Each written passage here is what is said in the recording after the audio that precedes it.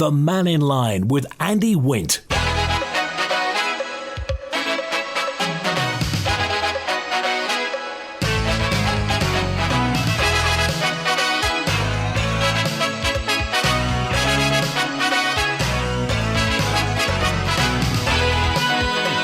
Faster my good afternoon. Welcome to Mannin Line on Manx Radio, Friday lunchtime. Good to have you along. Text 166177, WhatsApp 166177, email studio at manxradio.com.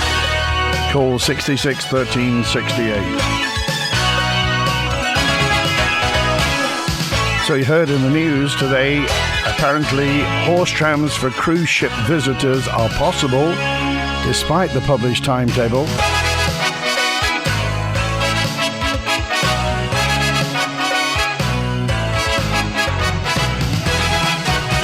This comes along in the middle of this weird dynamic in that, well, August last year, the largest ever cruise ship visited the Isle of Man. It did so on a day when horse trams weren't operating. And everybody looked at each other and said, why? Led to questions over why the trams weren't in use on a day when it was known there'd be more than 2,000 passengers exploring the Isle of Man. This year's railway timetable has been published. Once again, the trams aren't scheduled to operate on Monday or Tuesday outside of road racing events. So when they talk about joined up government, you wonder what they mean. And I just wonder if you have any thoughts on this. Now, put aside the fact that you may or may not think the horse trams are worth it. Some people think we should just get rid of the horse trams because they cost money. And if it costs money, well, it can't be worth it, surely. A lot of people are very attached to the horse trams and think world-renowned, only one in the world, we should keep them. And in particular, we should keep them when people are visiting the Isle of Man. Otherwise, it's just a picture on a piece of paper. So what do we do? At some point, somebody in government is going to say, well, this costs money and it's going to have to be paid for. Well, we know that. But we pay public servants and we pay politicians to come up with solutions, not to ask us questions. Anyway, any thoughts on this? Get in touch. Text, email, call and WhatsApp. And Julian's first on today. Hi, Julian. Hi, Andy. Nice to hear you back. How are you doing? Oh, better than I was, thank you. Well, I was kept at bay by the steam packet for a few days, let back and got this winter bug. Well, if I had the right licence, I'd have picked you up in the Ben. Oh, right, thanks. Okay. If you remember a couple of weeks ago, in fact, I think it's 2 weeks in a day or something, a full electric double-decker bus caught fire and burned to the ground on Wimbledon Hill in London. Yes, I remember it. Right. Well, two more. The day after that happened, a hybrid diesel-electric double-decker bus burned to the ground in North Woolwich, East London. And finally, yesterday morning at 8:20, an electric single-decker bus caught fire in Putney Bus Garage in southwest London. So that's 3 electric buses have burned out within 2 weeks. And going along with a similar theme, yesterday in Chesterfield, Missouri, a Chrysler Pacifica electric van caught fire at Chris and Ellie Hawkins' house, almost burning the house to the ground. But luckily, their 9-year-old son smelled burning plastic and alerted his parents. The EV had been serviced by a Chrysler main dealer less than 2 months earlier. And similarly, an EV fire in Colorado, a Jaguar I-Pace, went on fire at 7:30 in the morning in Centennial in Colorado. Luckily, the home's fire alarm alerted the family. They jumped out of bed and evacuated the home, which was extensively damaged by fire. In other news, it's interesting to note that Hertz Rent-A-Car is selling off its entire fleet of 20,000 Teslas in favour of normal internal combustion engine vehicles, following feedback from all its customers. Ford is stopping production of EV vehicles following quarterly losses. This is quarterly losses in its EV division of $1.3 billion with a B. So I guess Ford even can't really afford losses like that. So do we put this down as teething troubles for a new industry? Is it bad planning? Is it the beginning of the end or the end of the beginning? Well, if you look in the recent times, electric buses have only just got started. I mean, really since 2021, when Go Ahead London started. But in California, the electric bus manufacturer Proterra has gone through bankruptcy now. Now, they had a government bailout late 21, but that now obviously failed. And this followed several electric bus fires on San Jose's transport company, VTA, with multiple buses burning to the ground and several public calls for the vehicles to be shelved. So they're currently looking for replacement ordinary diesel buses. However, kind of counterintuitively, in North Carolina, because of a climate change grant, 114 electric school buses are currently being deployed to replace the existing diesel fleet across 11 districts in North Carolina. So they're school buses, 114 of them. I also noticed something interesting, and I don't know if it will apply ever here for the boat, but IATA, the International Air Transport Association, they've just published their 2024 lithium battery guidance document, and they're saying that vehicles powered by batteries exceeding 100 watt hours, and for example, Emirates are always bringing these fancy cars over to London for for some of the young Emiratis who bring their cars to fly up and down in central London. Yeah. They're saying that from January 1st, 2025, no vehicle can be transported by air that shows a charge state above 25%.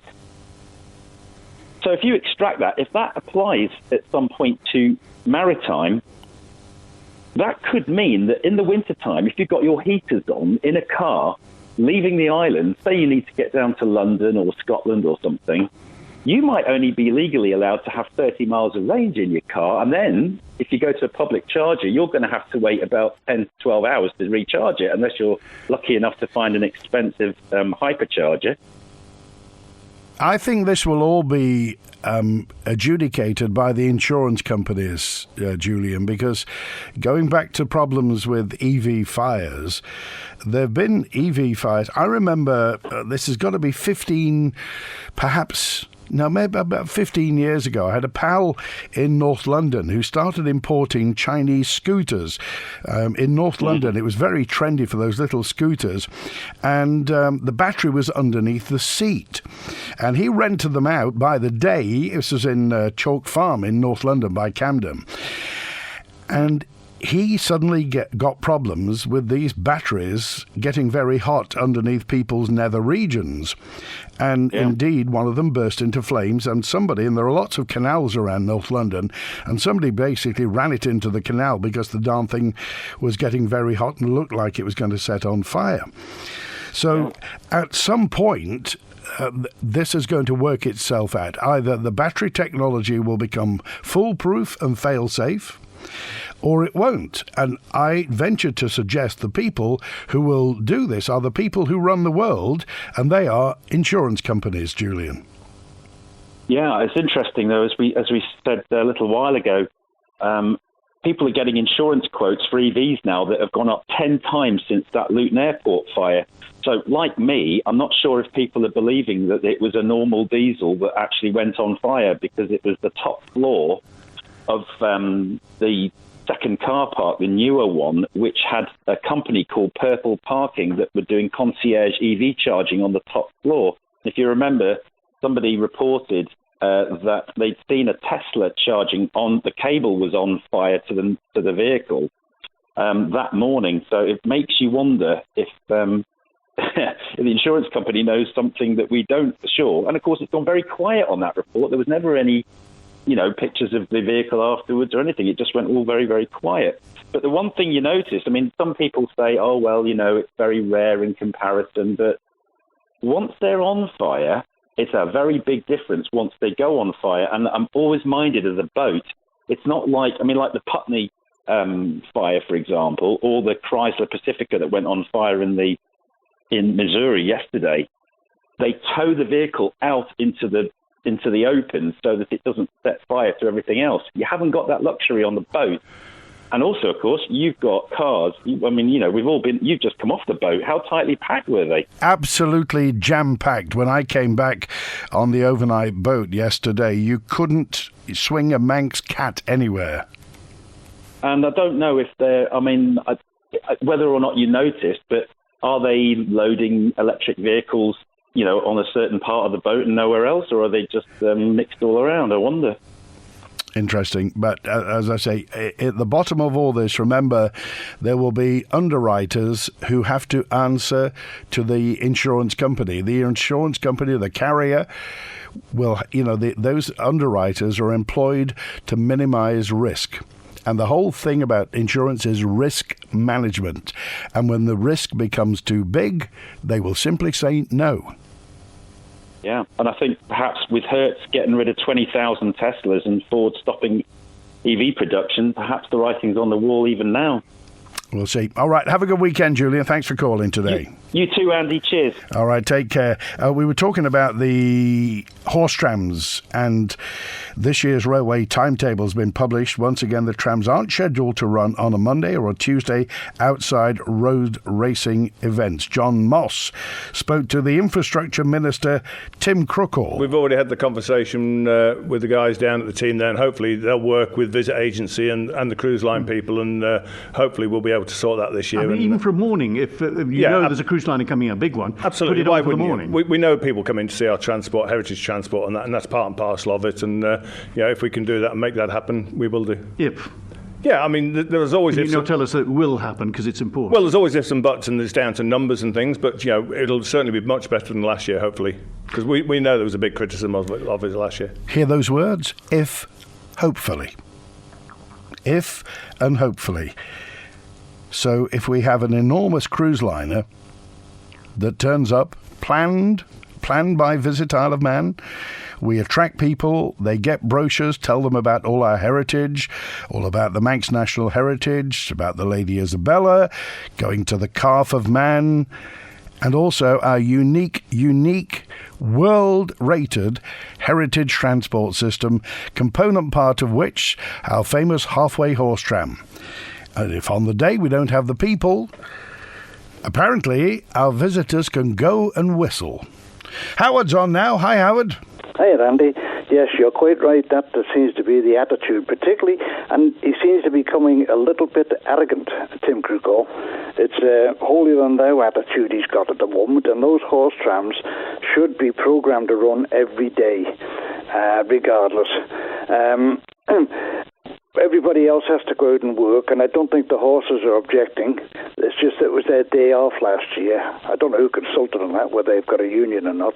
But that was farcical, and it was facetious by the government representatives, to say that thing.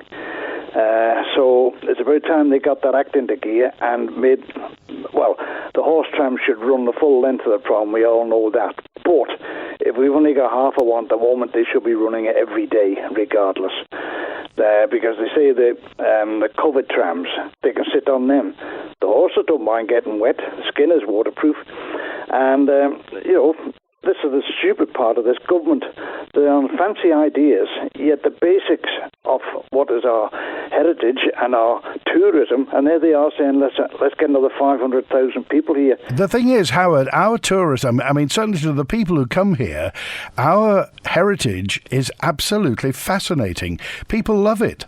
People from across are fascinated by the difference of the Isle of Man, the difference that makes us different to everybody else. Yeah. Now, it may be that familiarity breeds contempt, and some people don't like the idea of it, but lots of people do.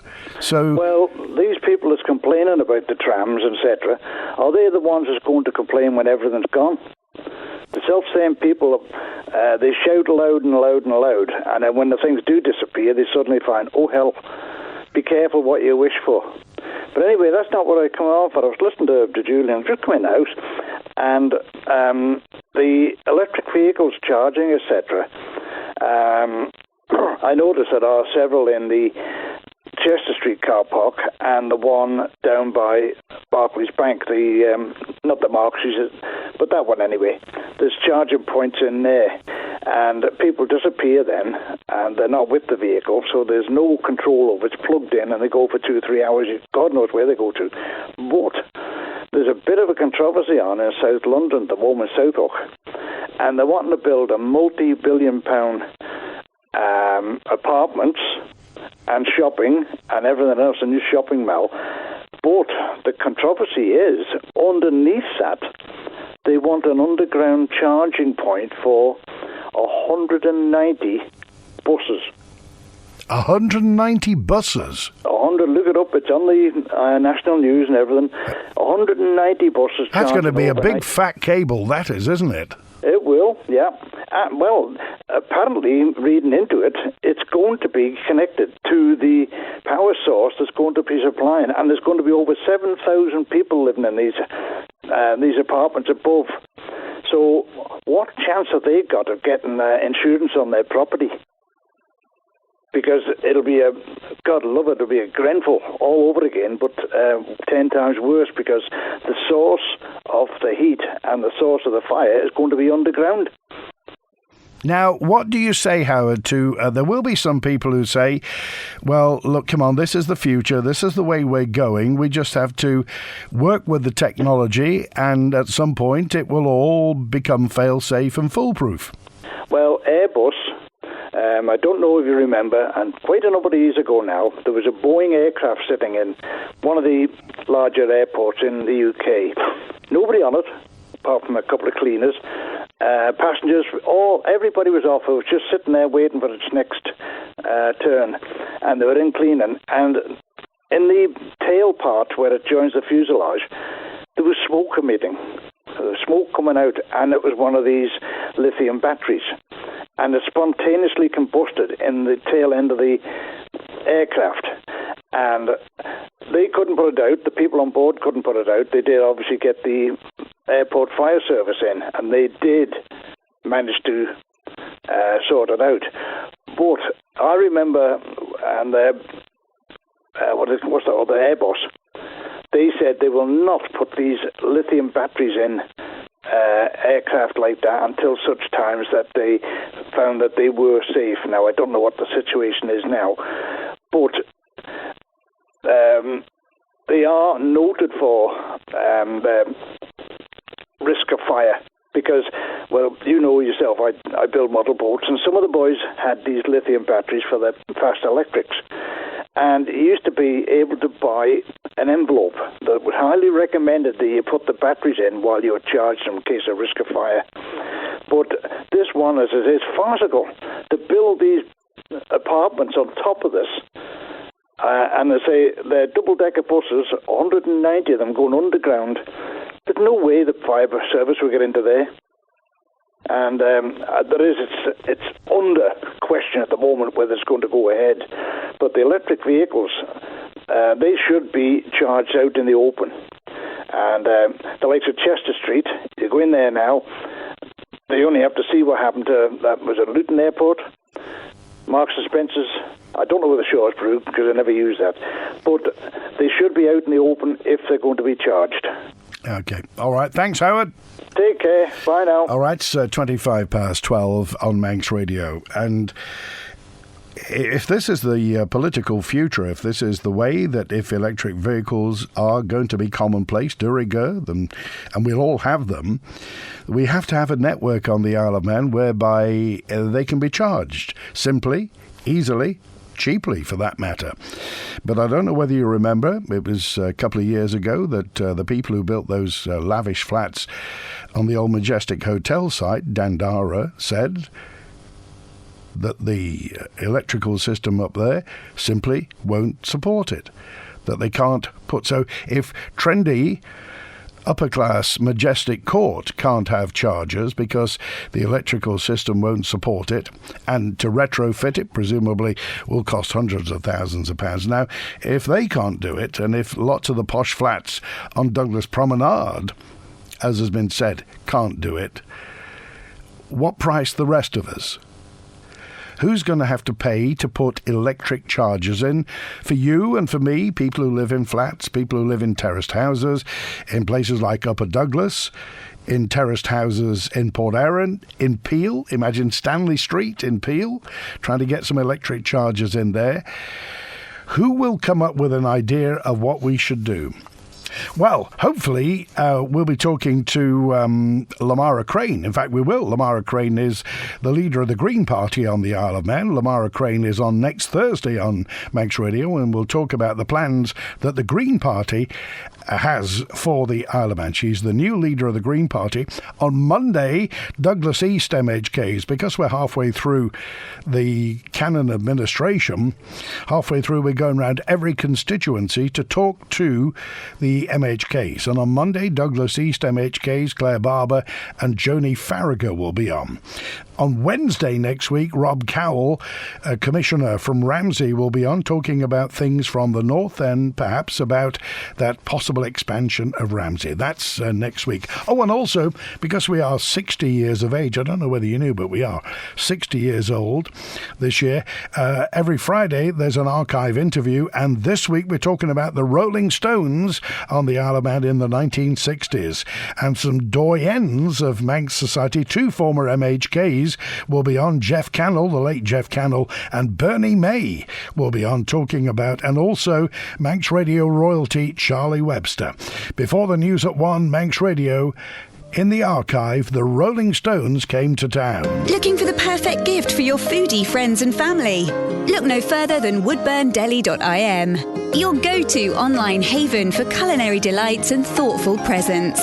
At Woodburn Deli, we offer everything from specialty spirits and wines to artisanal cheese and charcuteries. Step inside and explore perfect gifts and treats for you or your loved ones. Not to mention our selection of hand-packaged hampers. Vouchers available too. Just visit woodburndeli.im. Sarah always admired her father's strength, but as years went by, she noticed subtle changes. His once sharp memory began to fade. Dad, you forgot our Sunday lunch again. With Man Benham, Sarah found a way to ensure her father's assets and dignity remained protected. Now I know Dad's future's secure, no matter what. Protecting tomorrow's peace of mind today. Learn more at manbenham.com or call us on 639 350. Come on. Oh, not again. We need to go to Athol. I only do Nissan. Oh, don't be daft. They service and repair all makes and models. Main dealer prices, though. Our Nathan says it's not just about the cost per hour, as what one technician does in 3 hours, Athol might do in 1. And you get a courtesy vehicle. Look at that. Told you we needed to come to Athol. Oh, be quiet and drive. In 1964, Manx Radio was born. Right the way through this momentous year, we are marking the nation station's 60th birthday. On Monday and Friday, the Mannin Line closes with a revealing dip into the archives. On Wednesday's Mannin Line, we revisit the architectural gems revealed over the years by Kelly's Eye. And Kelly's Eye will be on Guller's Gargan at 5 on Sunday. And you can subscribe to all of our anniversary content online. Go to the podcast series 60 Years Serving the Nation at manxradio.com. Manx Radio at 60, born to broadcast, happy to help. The Mannin Line with Andy Wint. And David's with us now. Hi, David. Hi, Andy. Just to give people a bit of a heads up on parking, especially for commercial vehicles in Douglas. If you're trying to work on the prom on an apartment or hotel or something, and it's really difficult to park now because of all the loss of parking. But what you used to be able to get is a scratch card. And it was £10, and it lasted for 10 days. And you scratch off your day and your date, and you put it in your windscreen, and you could park. Now, yesterday I phoned up the test centre. I said, are they still doing them? He said, yeah. I said, have you got any? No, we're getting them next week. Fair enough. So I said, just out of curiosity, how much are they this year? And he said, £60. For the same 10 cards. Exactly. So if you price the job on the prom and you're going to have 3 vans there for so many months, that is a massive expense that nobody has built into the price because nobody knows. £60? For the same 10 tickets, yeah. It was £10, £1 a ticket. It's now £6 per ticket. But what I'd like to know is, can Manx Radio find out, not the department or head of department, who sanctioned this? Can we have a name? And then when we come to vote next time, if that name appears at the ballot box, people know what to do. And did they say when? So it's been what, £1 a time up until now. Now, yeah. And what they're doing, they're waiting for the new tickets to come in. Right. Which will be midweek next week, they told me. I dare say you can use your old ones and you use them up. And then it's just, if you go up there and you want to buy 10, it's going to cost you 60 quid in case of a tenner. And where do they think people are getting this money from? Madness. Well, and have you spoken to anybody else about this in the trade?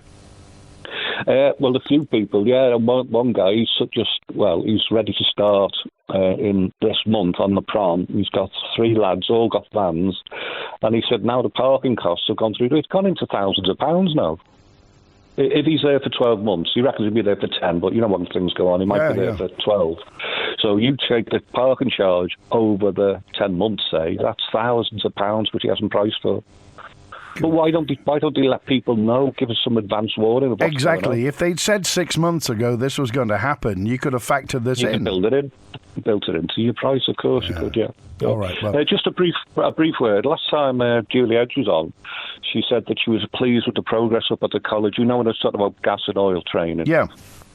So I phoned the college, and they were quite bewildered about the comments. They've been emailing the education department to find out what's going on, and they're not getting their emails replied. And just out of curiosity, I phoned the company that used to do the training here, a company called EDS, and I spoke to a chap there, and he said, well, it'll be 18 months ago now. He said, 18 months ago, they had a telephone conversation with the Department of Education, who was running it, and then they followed it up with an email. They didn't get a return phone call, and they didn't get a response to the email. And what they suggested was that they could come back to the island, upgrade the training centre, and get it up and running. But nobody even bothered to respond to the request. Well. And what's this company called again? EDS. And what's happening now as well at the college, when apprentices, because it's 4 years now, 4 years this month till I got that letter, apprentices are leaving the college not fully qualified. So they're not classed as a tradesman, they're classed as an improver. Right. So to try and upgrade yourself from an improver to a tradesman is quite difficult on an island where you haven't got the training facility. So, if they come out as an improver, how do they upgrade? How do they get more qualifications? They have to go off the island?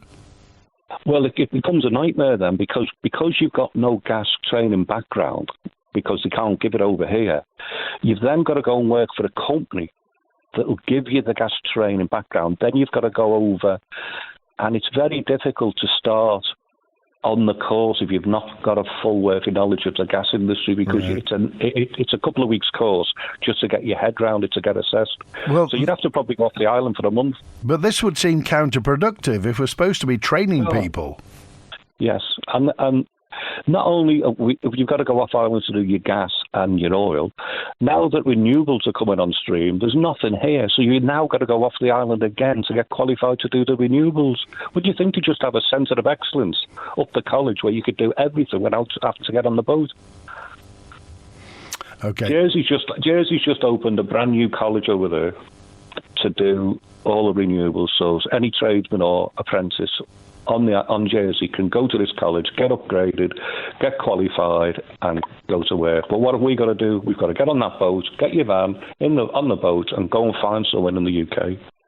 Madness, absolute madness. Okay, all right. I appreciate that. Thanks. Have a good weekend. All right. So 25 to 1 now on Manx Radio. I got a note in from Marty in Kirkmichael, who just said you were talking yesterday about getting staff for the care homes, the health and care sectors as well. Because we heard Summerhill View residential homes nearing completion, while a Jersey-based care group's currently on island looking for staff as it prepares to open a nursing home in Port Erin later this year. So are there enough people to work in these facilities?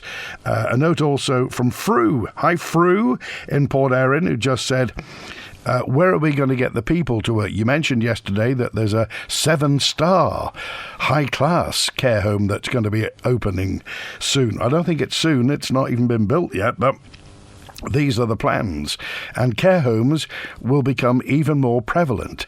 So how do we find out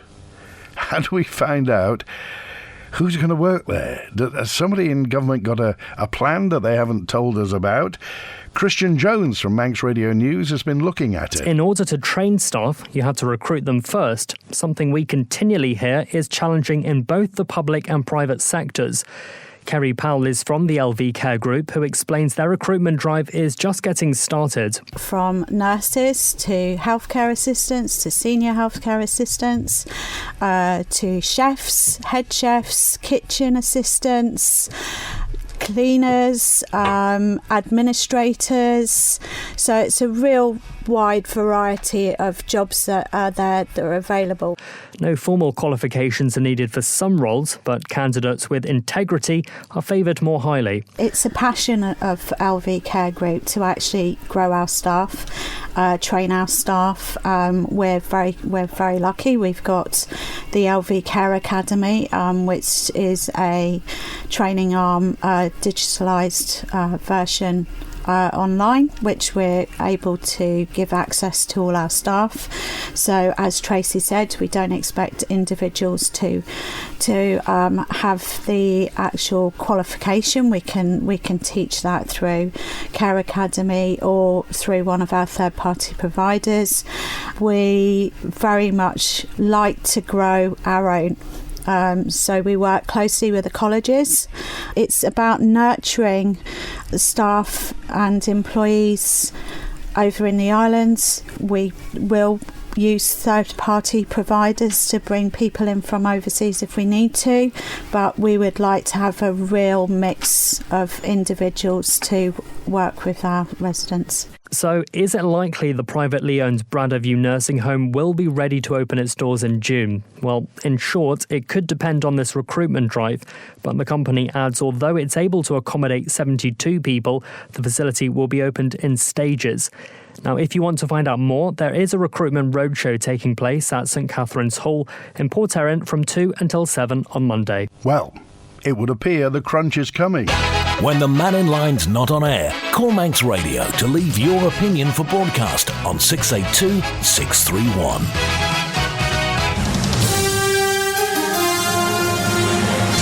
Are you a reluctant landlord, tired of tenant hassles, cursed by constant maintenance, tormented by empty properties producing no rent? Want to escape these worries or get out altogether? At Prime Lettings, we understand your pain and have bespoke solutions to release you from these problems. Ring us on 616 707 for a free confidential chat. Prime Lettings. We're on call and on the ball at 616 707. They got your whole house in their hands. When you need scaffolding, DPM. On time and on budget, DPM. We'll beat any quote. DPM. We do it all at DPM. DPM promise to beat any like-for-like scaffolding quote by 10%. So when you need scaffolding, call the friendly, experienced DPM scaffolding team on 612000. T's and C's apply. We do it all at DPM. He'll help keep your garden looking fine. He makes it easy and he saves you time. He'll take your grass. He's Johnny Trash.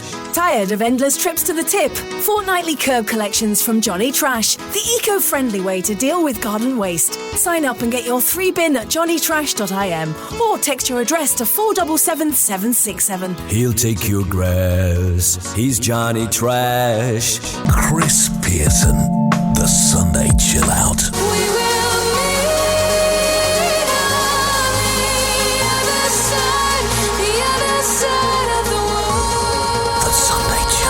take the chance to chill. Sunday night from 7.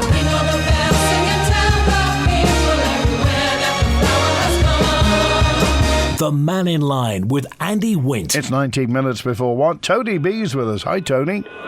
How you doing, Andy? I'm glad to hear you made it back. I know. You didn't get to ride around the North Sea in shelter, did you? No, I didn't. It was almost like being held hostage. Every time I got a message from the steam packet saying it's been cancelled. It's been cancelled. Well, there's two things I find strange about that. The steam packet had their brand new ship out running around the the Irish Sea, to shelter, and they had the Ben McCree sitting in port. So why is it that has to go and shelter and the Ben McCree does not? That would be a question I'd ask. And is that to do with the fact that it's so big it blows away somewhere? Like over the sea wall? I don't know. I've no idea. I just find it hard to believe. The steam packet is not very good at explaining things. Anyway, that's not what I called about. I think the steam packet is, if this vessel can sail, and it seems to be able to sail in 50-mile-an-hour gusts now, which is a good thing. Don't get me wrong, I think it's heading in the right direction. I'm not sure about how long it'll last, but we'll see. Maybe they're learning how to drive it, which is a bit worrying. What I called for, I didn't listen to all the Julians, but I'm following on from the electric, we must drive electric cars, etc., etc. There was an announcement by the British government that they were going to push back the 2030 date, I think, for no diesel and petrol cars and net zero and all the rest of it. I thought you would have pushed it back 5 years or more. And I see also that Europe is now thinking about doing the same, probably for the same reasons. And our minister, our chief minister, the bloke in charge, when that was announced, said, we'll have to think about that. Now, I don't believe in rushing people, especially in the Manx government, because they can't do anything very quick. But it would seem that he's been thinking about it for a couple of months now, and still no answer as to what they're going to do. And it would make sense that we would align with the UK, surely. Or are we going to be different because we're in the lead? We're a leading nation in clean energy. The fact we're 80,000 of us versus a billion, several billions population in the world is a bit ridiculous. But there you go. Any thoughts on that, or have I missed the announcement that we're going to push it back? No, I've not heard that. You and me both then. So I guess if anybody from the government is ever listening to this programme, we may or may not get an answer, because I expect it's not allowed under freedom of information either. It'll be one of the specials that you can't have that information because it's secret. Just a thought. All right. When are we going to wake up? All right.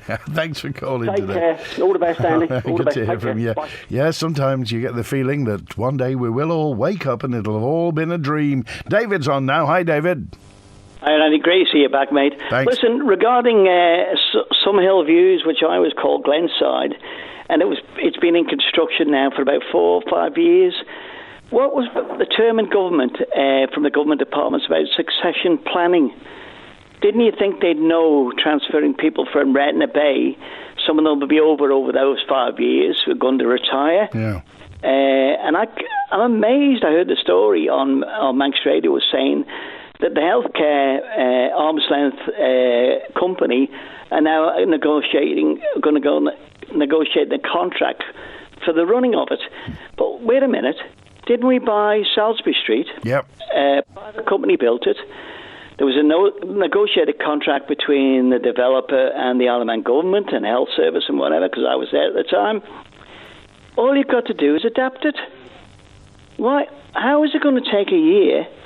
And why is healthcare putting out a contract that may be costing, I don't know, for average, say, 60,000 for a contract for something we've already got and we can adapt and just colour the squares in? I'm just amazed at them, really. And the other issue, I'm talking as an individual too, because I heard Wilf bang on. I wish he was in Onken, but never mind. Regarding the issues regarding local authority is sheltered accommodation. We have people in Onken, I'm aware of them, I know them personally, 95 years old, enjoying life, because we've given them an opportunity to come into somewhere where they can talk to people, have their own rooms, a bit of care comes in and out to help. What happened to this thing about supporting people at home? Where's that gone? I wonder. And the other thing, I was talking to somebody, the wonders of the internet, who lives in Japan, and says in Japan, old people, David, are revered. They absolutely cherish old people in Japan. It's part of their culture. And when I was relaying some of the stories that we hear over this side, he said it just wouldn't happen in Japan. It's not in their culture. Yeah, and the other issue is, a little gripe too, the electricity's going up. Julie got it wrong. It is actually 30 now. And I'm involved in an organisation. We get 9p back on our panels. Why can't the government, if they're putting it up, give us a bit more than 9p, give us 10 or 11? Because we're helping on the grid. And as I said to you before, Andy, all those public buildings, all those schools, why haven't they got PV panels on? At least we're doing something. Okay, all right. Have a good weekend. Bye. All right. Ali says, can somebody please tell me why the DOI has decided to choose one of the busiest days not to run the trams? Cruise ship day, this is. In the grand scheme of government overspends, reducing the tram service for the season is ridiculous, and the savings are a drop in the ocean. Trams are one of our most important heritage offerings, or they were, to visitors, and should run for the whole week. Good grief, says Ali. Is this death by 1,000 cuts? Thanks also. Lots of messages coming in today. There is a way that Manx Care can deliver on cost savings. Cutbacks. Well, there we go again. Everything's going to cost money. Money comes from you and me, the taxpayer. So the question is, what is going to happen? The timetable says that the horse trams won't run on Monday and Tuesday this year. Last year it was only Monday. They complain the passenger numbers are lower, less service with only one tram operating. How can you increase numbers by reducing the service? You get the feeling that somewhere inside there is somebody in DOI who hates the horse tram. Simply just wants to get rid of the horse tram. Thanks to that texter. And also, Ramsey looks shabby, does it, says Fred, but Douglas looks derelict and should be bulldozed into the bay. There are parts of Douglas that look absolutely spiffing. What used to be the old, where the Peveril Hotel used to be, is Lloyd's Bank and what have you, and Noah Bakehouse and what have you. That's very spick and span. Now Sunterra looks absolutely lovely. There are some parts of Douglas that are gorgeous. It's just that there are some that we're used to that just look really, really shabby. And for that, on that point, on Monday, I know that Claire Barber and Joni Farragher, the Douglas East MHKs, have things to say about brownfield sites and derelict sites. So we'll find out on Monday when the Douglas East MHKs will be on. Every time I saw a horse tram last year, says Pat, it was always full. So how can they say that they aren't paying? Thank you also to the Luton Airport was a diesel, not an electric fire.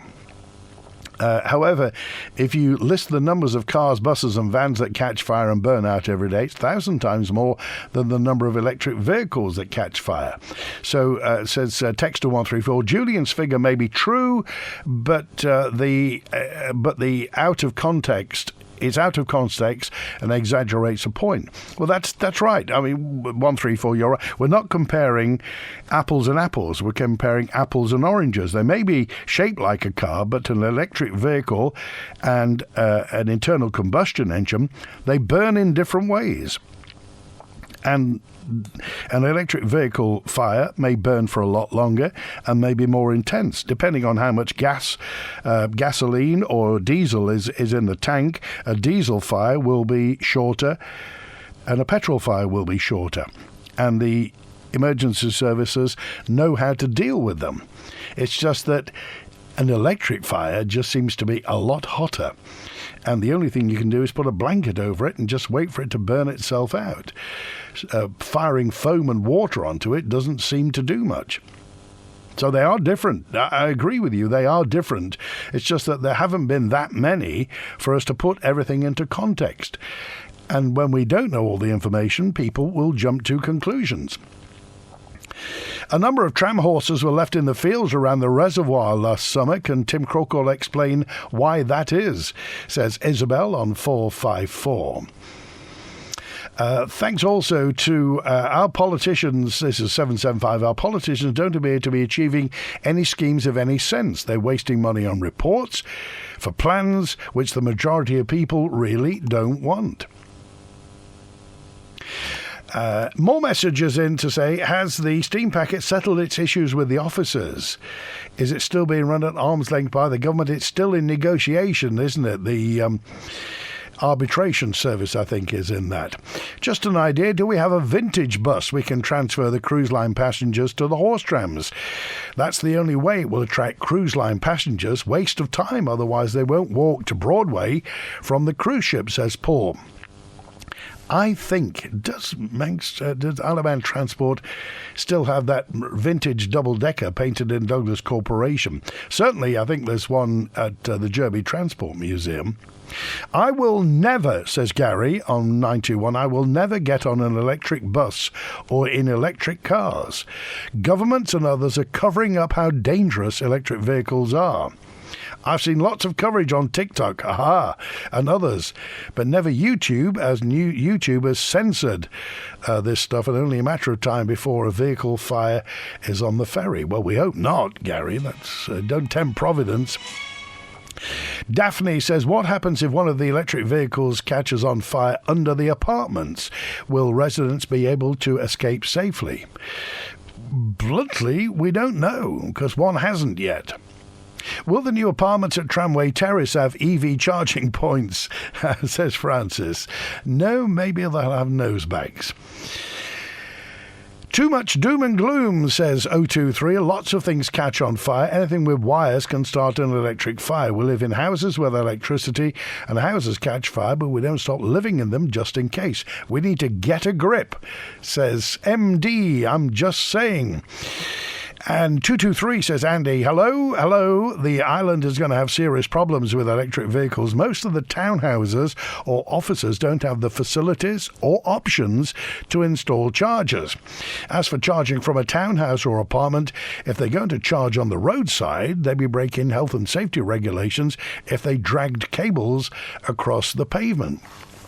A very pertinent moot point, which we don't really ever get an answer from when talking to people in authority about what to do with it. I mentioned next week, and it'll be interesting to see, Lamara Crane has always got lots of opinions. She is the leader of the Green Party. Lamara's on Mannin Line next Thursday. I mentioned also that Rob Cowell, Ramsey Commissioner Rob Cowell, is on Wednesday.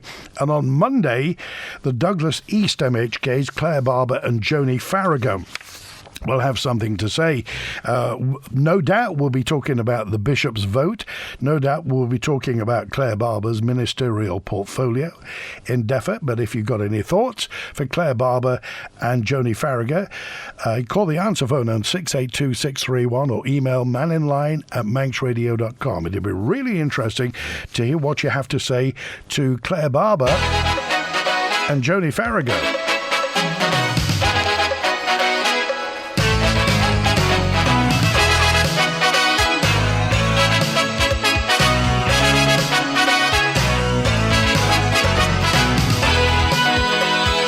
The assisted dying bill is something that I know both of those MHKs have got an opinion on. But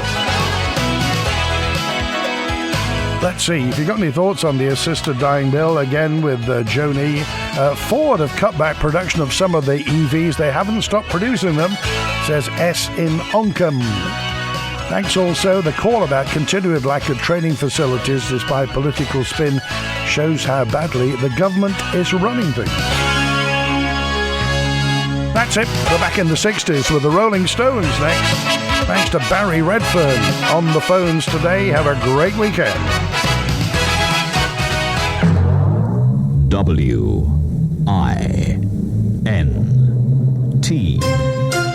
60 years serving you as the nation station. This is Manx Radio. In the early 60s, a legendary band came to perform in Douglas, a band who, extraordinarily, are still in existence today. Like Manx Radio, the Rolling Stones have stood the test of time. Jeff Cannell, Charlie Webster and Bernie May, who played first with the Sinners and then the Falcons, got together to remember when the Stones came to town. In those days, the Palace Group had the policy of bringing over all the top groups. In fact, every top group in the country, with one exception, appeared at the Palace in that 2-year period, and the one exception, sadly, was the Beatles. So the Stones were definitely there twice. The Stones were there twice. I mean, they were absolutely magic nights. It was something that I'm sure anyone who's listening to the programme who was there will remember, and it's something that you can never forget. The atmosphere on both of those occasions was absolutely electric.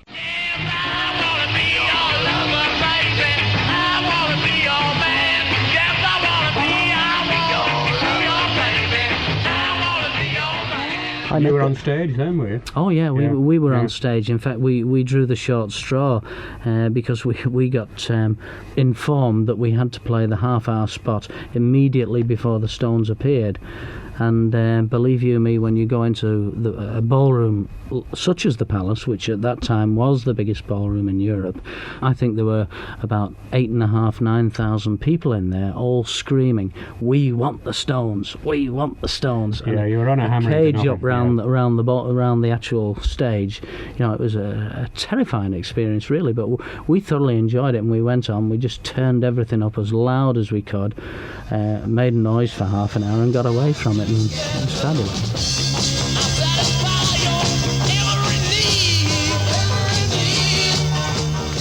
Charlie, were you there then, the Stones concert? I met the Stones afterwards in the casino, in the breakfast room, remember? Always one ahead of us. This wasn't a 7 and 6 for breakfast. I was playing a lot of golf in those days with Freddie and the Dreamers, who was at that time appearing at the Crescent. It was a marvellous night.